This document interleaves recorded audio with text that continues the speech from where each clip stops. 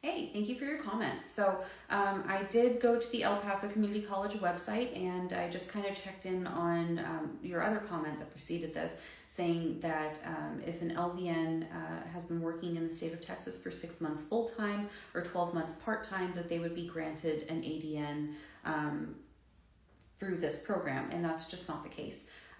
What you are seeing is an LVN-to-ADN program, which are very common, you're right, and they're common nationwide.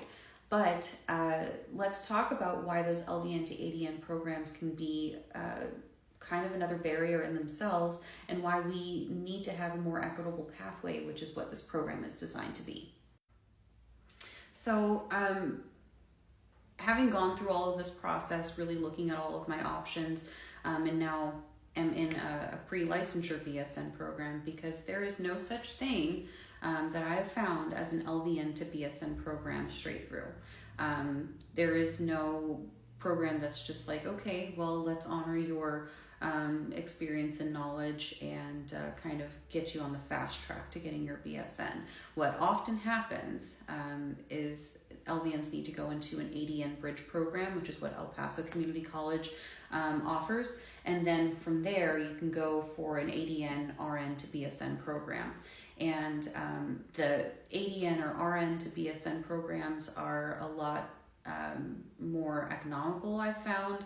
And they have different formats, such as doing online learning, and you are able to kind of choose your clinical sites, and it's not as, I don't want to say time intensive, because you're always going to have that study time that is required of you in any educational program, and that is, you know, a commitment that you're making. But in terms of like reducing commute time and you know, making yourself more available for your actual life outside of work and school, that could be a really good option. But so often I'm finding that these LVN to ADN programs are on campus, you know, on site. You know, the clinicals are always going to be on site, right? You have to fulfill your clinical hours, but that didactic portion, that classroom portion, having to be on site can be really a huge barrier for a working person, a working parent. You know, as I've laid out. So not only in that, if you're going from LVN to ADN and then ADN to BSN, that's 2 applications. That's maybe 2 entrance fees. That's, you know, it's just more steps along the way that, you know, say you decided to go and get your BSN RN outright, you didn't have to worry about those things. You know, you started working as a nurse, and if you decided to go back to school, then you are looking for an MSN at that point, and that's wonderful. But it is, you know, just kind of another example of how there are more and more barriers for anybody that is trying to kind of gain entry into that RN space. And if you didn't do it the right way the first time, well, screw you. And that's just kind of a crude caricature of, you know, this overarching but down low sentiment within the nursing community, from RNs to LVNs. You know, it's, well, you know, we're RNs, we're just better than you. And I'm not even exaggerating here. There are a lot of RNs that will just say that to your face outright. There are patients that are going to ask for a real nurse rather than an LVN. And it's bureaucracy and it's bullshit. And so what I think the opportunity here really is a show of support for the LVN, LPN workforce, and, you know, encouraging us to continue our education, to continue along our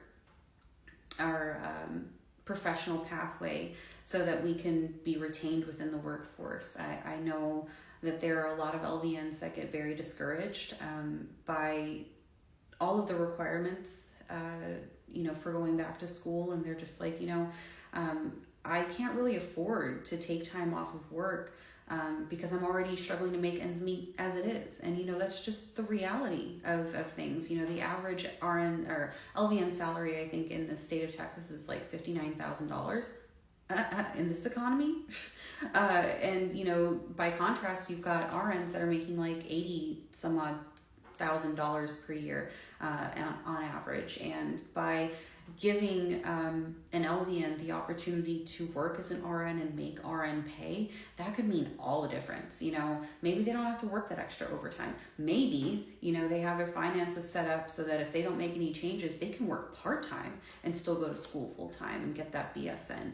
You know, there are a great number of opportunities within this program, I think, that are yet to be explored and even discovered through these discussions. And if you've made it this far, thank you so much. I've had to do quite a bit of editing of my own self. This takes forever for me to do one of these videos because I'm very passionate and I want to be very intentional about the information that I'm putting out there. I don't want to be misinforming anyone, and I want to be very clear. So please ask clarifying questions, ask all the questions, make more comments, and hopefully you'll join me for the next video, and I'll see you there. Bye.